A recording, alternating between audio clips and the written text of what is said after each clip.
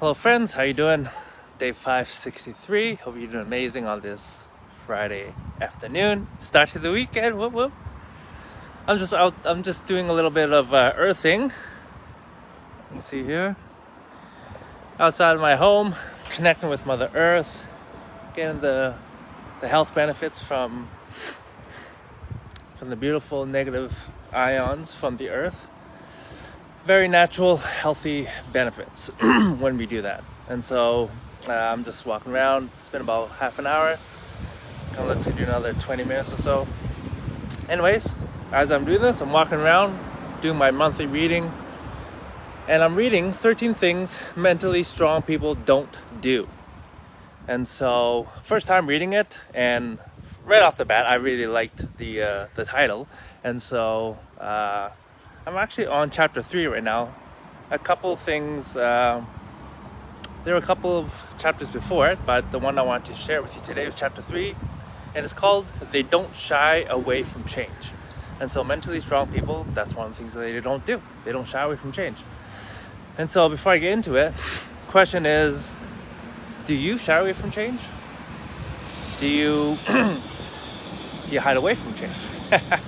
Do you try to stay comfortable? Do you try to stay in your comfort zone? Do you do what you feel like doing? Because if you do, it's okay. That's what most people do. But then again, most people don't move forward or are not very happy with their lives. And so my challenge to you is to just reevaluate. That's all. I'm not saying that you need to change anything. I'm just saying potentially reevaluate how you're living your life or how your mindset is. Because mentally strong people, they don't shy away from change. They embrace change. They take steps to create change in their life. Because, you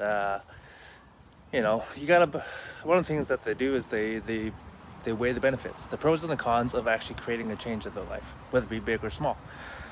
And so the chapter starts off with a quote. It's not that some people have willpower and some don't. It's that some people are ready to change and others are not. And so we all have willpower. But a lot of times the question is more about, are you ready to change? And I know for myself, my personal journey, I wanted to make changes all the time.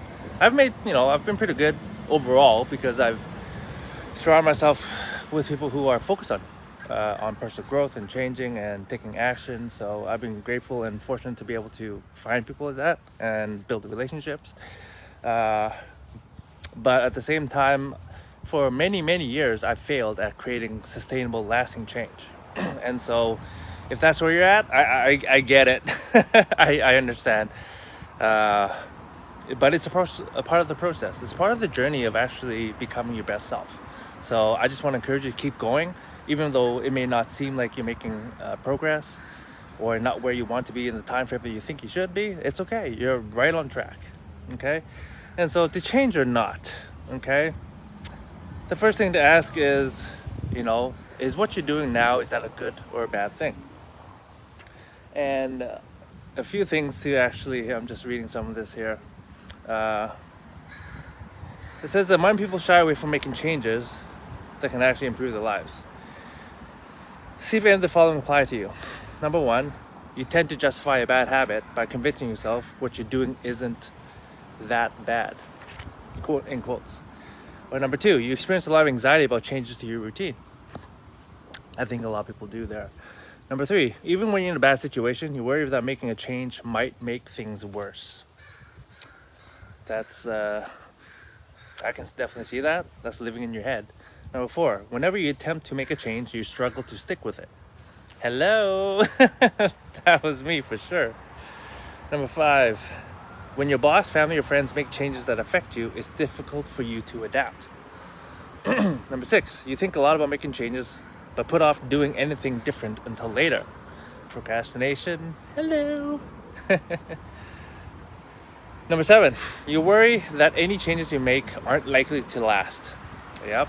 Number eight, the thought of stepping outside your comfort zone just seems too scary. Number nine, you lack the motivation to create positive change because it's too hard. Number 10, you make excuses for why you can't change. Number 11, you have difficulty recalling the last time you purposely tried to challenge yourself to become better. And number 12, you hesitate to do anything new because it just seems like too big of a commitment. So do any of those things sound familiar? I know I was definitely guilty of a few of those, and still are.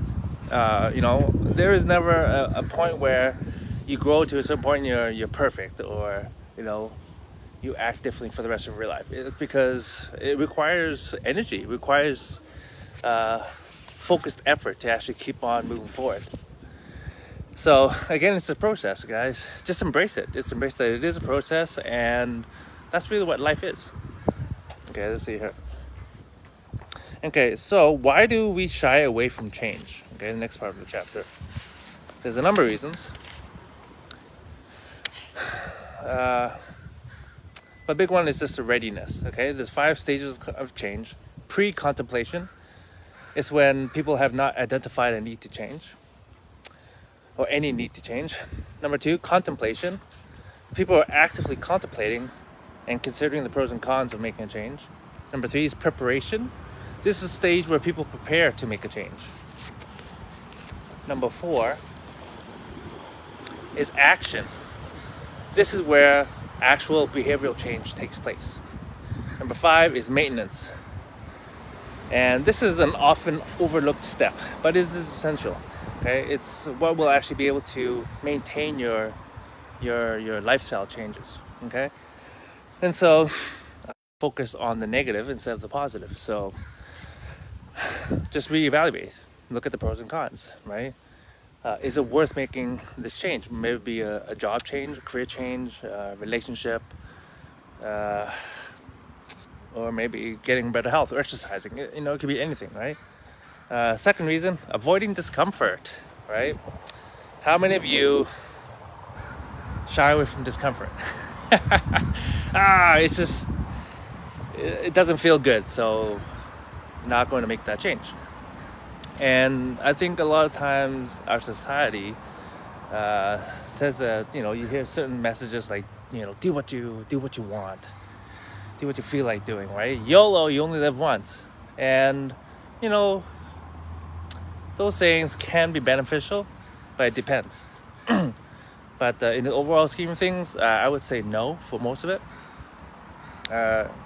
But again, that's where discernment comes in. You got to have some critical thinking. Third reason is grief. Anytime you make a change, you're giving up something. And I would encourage you to really ask yourself why you're not making a certain change. Maybe you're trying to hold on to something. Like, for example, let's say you're not doing well financially and you don't want to make a change. For example, going to certain events with friends. But the events cost a lot, and when you're there, you have to spend quite a bit more just on food and drinks and just and what have you. Or maybe you have to dress up, and so every time you have to spend extra money on that, and you don't want to give that up because maybe you think you're going to be lonely. You're going to be all alone if I don't hang out with my friends or spend enough time with these people. And so, you might be thinking, oh, I don't want to lose that. Right? But again, every time you make a change, you're going to lose something. You're going to be giving up something. The question is not whether or not you're going to give something up. It's what's more important. And only you can decide what's more important. Okay? Okay. Well, some problems with from shying away from change is number 1. Staying the same often keeps people in a rut. Right? If you keep doing the same thing over and over again, how is life supposed to get better? It's not. And if you're complaining about things, well, what are the chances of you actually bettering your situation? Look at right now. Oh my gosh, the price of housing. I'm just talking about Vancouver, but overall, I think the world. Inflation, cost of housing, cost of food. How about gas right now? Oh my gosh, I don't know how people are making it with just one income right now. You might be able to survive, but how can you thrive? How can you actually enjoy what life has to offer? And if you complain about the situation without actually taking positive steps of actually making the situation better, then look in the mirror, ask yourself why, right? Don't get stuck in the rut, my friends. Number 2, you don't get to learn new things if you don't change. I can't even tell you how many amazing conversations I've had because I've decided to engage in meeting new people every single day, having conversations. It's amazing. And so many things I've learned. And I know at the same time, it's also being able to, help others hopefully make their day a little bit brighter. And of course, if you don't change, your life may not get better. You won't challenge yourself to actually develop healthier habits. And when it comes down to our life, it just boils down to our habits, right? Our habits will make us or break us, basically. Do you have healthy habits or do you have unhealthy habits? You have habits that serve you or don't serve you. Another thing is, other people will outgrow you. If you don't change, guess what? People around you are probably changing in some way, shape, or form, probably trying to better themselves in some area or another. And the last one about that is the longer you wait, the harder it gets. And so if you're, I know all about this. After getting COVID last summer, I haven't started my workout routine. Mainly because at the beginning, I had no energy. So I couldn't for at least the first 4 months, 5 months. And so, but when I was able to, guess what? I didn't, because it was so hard to get back on my workout routine. I still haven't, but that is going to change. And so again, it's just an example. The longer you wait to make a change, the harder it'll get. And so, enlist some friends, some people to help you actually on that journey. Okay. And so here's the thing, whether you want to change or not, life is full of changes. It will change no matter what. So you can either embrace it and adapt or just leave it. Okay, for me, I would encourage you, the quicker you accept it, the easier it will be to actually adapt to changes. Small changes now and getting used to it will prepare you better for bigger changes down the road. For example, the pandemic. When the pandemic hit, that's a huge change for people. But some people were able to deal with it a lot better than others. For those who were not able to deal with it as well, I think it's because they resisted change. And when something big hit, it was like, oh my gosh, the whole world was rocked. And so, okay, so, this is getting a little longer than what I like, but, I'll just kind of share some of the highlights here. Identify the pros and cons of changing, right? Again, I've talked about that. That is so important. Ask yourself, is this worth changing for? And, just because you decide to make a change doesn't mean that you have to stick with it.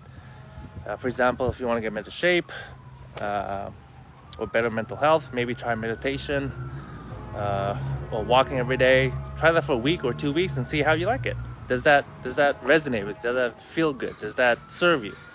And if it does, great. If it doesn't, then you can choose to stop and find something else that serves you better. Okay. Secondly, develop an awareness of your emotions. So when you make changes, ask yourself, how do I feel about this? Are you worried that the change won't last? Do you feel exhausted just by thinking about doing something different? Are you worried about your ability to follow through with change? Are you scared that things may get worse, right? Change allows you an opportunity to get to know yourself better, aside from actually growing you in certain areas. Okay, but most important, don't allow your emotions to make the final decision. How many times do I hear from people, oh, I don't want to do this, I don't do that, I don't feel like it, oh my gosh, right? I get it, but when I hear that, not on a one-off, but on a regular basis from people, I don't know, to me it sounds like you're just being a little child, if you will. Being swayed by the emotions, being swayed by circumstances all the time. It's like, you're an adult supposedly, like, how about taking responsibility of your life, of your choices, of the direction of your life? And it doesn't mean that everything will come out perfectly. That's not what it means. It just means that, hey, life happens. What we have control over is how we respond to how life happens. right? Do you believe that life happens for you or to you, right? If you think it happens to you, then you're a victim mindset. I don't think that serves you. But if you believe that it happens for you, then you're taking responsibility for your life.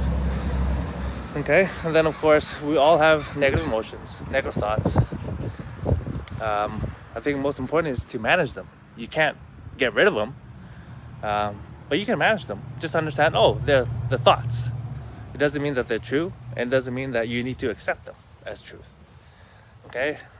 Next, behave like the person you want to become. If you want to be a healthy person, act like a healthy person, right?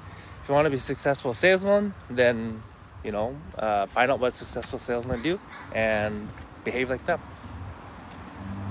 And again, embracing change will make you stronger, okay? Yeah. Oops, I just stepped on something. Okay, last thing.